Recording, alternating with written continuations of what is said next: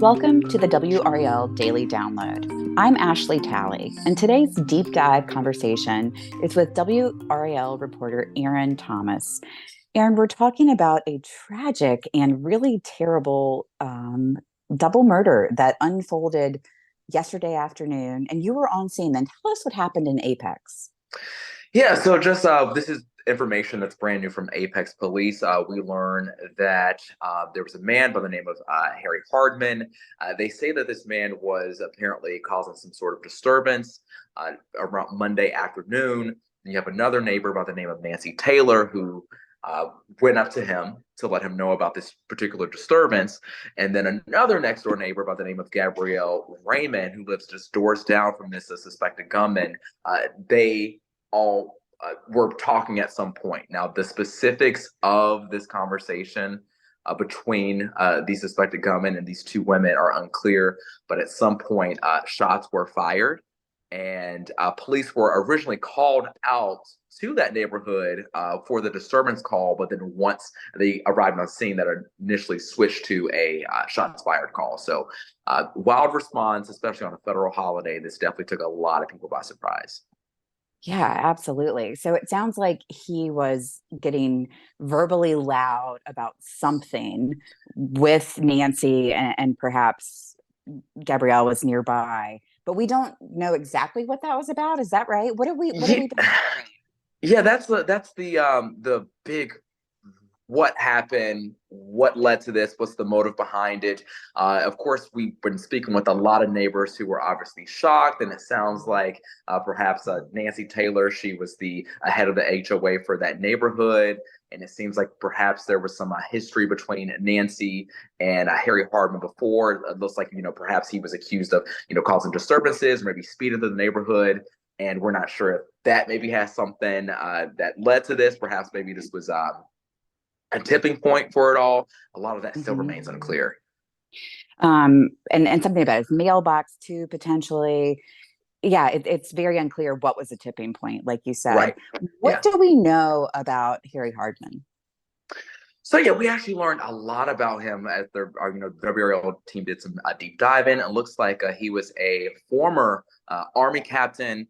It also looks like he has a background in real estate. He worked for a real estate company in Raleigh. He also worked for a restaurant in downtown Apex for about 3 months, and then he actually stepped away from that restaurant in late December to eventually try to study for commercial real estate. So it looks like he wanted to try to dip his toe back in the real estate field.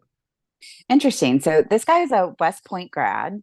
He Yes. was in the army from do you remember the years like '09 to 15? I want to say that's correct. I mean, he's a fairly young guy. I mean, he's like 37 years old. So, but Yeah, yeah, those years you just mentioned sound correct. I think that's right. And then he was in the reserves for 2 more years. You Right. don't equate that with somebody. I don't know. It seems like something could have happened where he, decided to wait tables and go back to school. And I know we don't know what happened. Right. Yeah. And I will say, I did speak with the owner of the restaurant that he worked at. This is the Peak on Salem. And he was just as shocked as anyone else. I mean, he was saying that he actually hired Harry Hardman because he had the military background. So usually that means someone's they're serious about time. They have organizational They're skills. And disciplined. Yeah. exactly. And so, I mean, I asked him, I said, did he ever at one point mention having any sort of bad blood with this woman that he's accused of shooting? He said, no, I didn't even know that he lived in that neighborhood. So, I mean, somehow he was able to, keep some of his personal life away from that workplace. And what did they say about his demeanor there? Was he really intense or? So these are words coming from the owner, Dave Burrell, that I spoke with over at the Peak, and he says, "quote He was so happy being here. He was a good human being. He had a heart. He loved to help people. A lot of that, it looks like a lot of his service skills actually translated over with some of the customers. It sounds like customers actually left notes for him after providing service. So, yeah, a lot of Wow. this is pretty jarring information that we received." It sounds like it. And I know that you got a no comment from his real estate company, right? Correct. Yeah, that's APG Advisors, and of course, that was we stopped by that company, and we also reached out to pretty much a lot of the CEOs and senior vice presidents of that company. We're still waiting to hear back. All right, we'll be right back after the break, and I want to hear more about the victims and what we know happened yesterday. We'll be right back. All right, Aaron, we've been talking about what happened in Apex yesterday, and what kind of neighborhood is this that we're talking about? So it's a very quaint neighborhood. It's not far from downtown. It's, I want to say, a quarter of a mile away from Apex Elementary School. Looks like there's a lot of, from what I observed when I was over there, a lot of young families. It's a townhome community, so a lot of young families, a lot of young professionals. It's a mixture of a lot of people, and it's tucked away based on what people were describing. People look out for one another. These things just don't happen, as we mentioned the shooting that happened on Monday. Yeah, absolutely. Very surprising. So, as far as I know that you were there for many hours yesterday afternoon as this all unfolded, and you're Mhm. on it again tonight. I watched Chelsea Donovan's stories tonight on WRAL. She talked about there being like one bullet hole in Nancy Taylor's home, but there was also stuff in the suspect's own home. Is that right? Yeah, that's correct. And this is according to police. And I think this is part of the reason why they stayed on scene for such a long time is, of course, you have to get search warrants to be able to enter the homes. And they say they actually found, several guns in that home. There was a shattered glass on the front door of Hardman's home. So definitely a grim discovery when they entered that home. They also said that they saw an AR-15, but they don't believe that was the gun used to shoot the two victims and a dog. Interesting. Now, one thing that was surprising to me is that they caught him pretty quickly in the neighborhood, and you got video from a neighbor of that arrest. Yeah, I mean, as I mentioned before, and I said this during a lot of our live reports, part of the reason why there were so many people is because this was the MLK holiday. So a lot of people were off Mhm. work. One gentleman that actually we were speaking with, he said that he was feeling under the weather and he was going to take a nap. But that's when he thought he heard shots fired. And, to his surprise, he looks out his window. He sees all this interaction happening with police. And he just so happens to capture the moment that two officers are escorting who we later learned was Harry Hardman.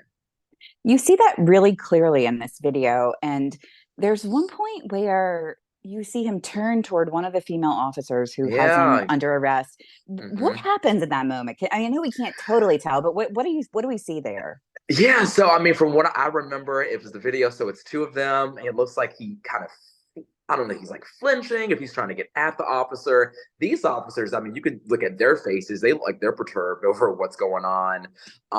It doesn't look like Yeah. he's putting up a fight when he's eventually put into the patrol car. But yeah, it's definitely interesting for anyone to watch that video and to just take in the mannerisms from both the suspected gunman and those two officers.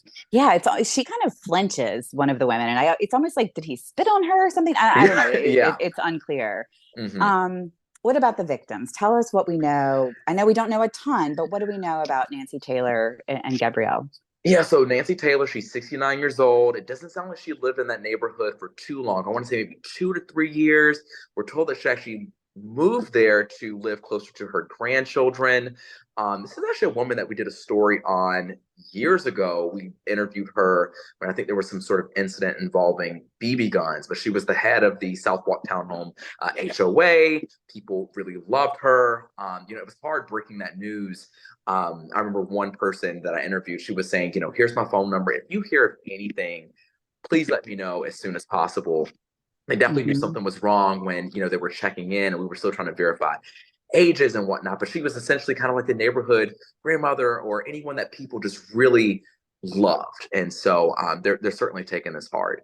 As for Gabrielle Raymond, we learned that she's 37. She worked as a chemical engineer. She lived just doors down from the suspected gunman. And it sounds like both Gabrielle and Nancy were friends. I know that, like you talked to some emotional neighbors. Chelsea Donovan actually ran into Gabrielle's parents today, who had come up and had just learned and were looking for information. Were Mm, devastated, of course. It's hmm. just so hard to imagine. I mean, this happened out of nowhere, like you said, on a federal holiday where most people are out of Yep. work. Hmm. It's just crazy. It What is. about What about court today? Did anything happen in court? So we know that he does have a later court date that will be in February 5th. So of course, and I was actually, to be honest with you, I'm surprised with how soon they were able to, after they got him arrested, that he appeared in court the very next day. Yeah. Yeah, definitely. Aaron, anything else you want to talk about the story as you continue to follow the developments and what the motivation behind this all was, which we don't really know. Yeah. I mean, all I can say is, I've covered my share of, having worked in this business for a while. I've covered, my share of tragedies like this, but things like this, they hit differently when you think about how tight knit a community is. This happening on a federal holiday, it just what should be a normal chill day, it just takes a turn for the worse, and it shakes and reverberates across an entire community. Of course, we wanted to hear from both the police chief and the mayor. Mayor Jacques Gilbert was calling it a sad day for their town. He's wanting to wait to speak until he speaks with the family. So obviously, everyone's being very careful because they obviously need the time to grieve and try to move forward and heal. Absolutely understandable. Well, Aaron, I know that you covered this for so many hours yesterday and continue to follow it. Thank you so much for your coverage. Thank you for having me. Thanks to Aaron Thomas for joining me today, and thank you for listening to the Daily Download. If you're listening to this podcast on WRAL.com or the news app, you can also find us on Apple Podcasts, Spotify, anywhere else you listen to podcasts. Follow the show so you don't miss an episode. Thank you for listening.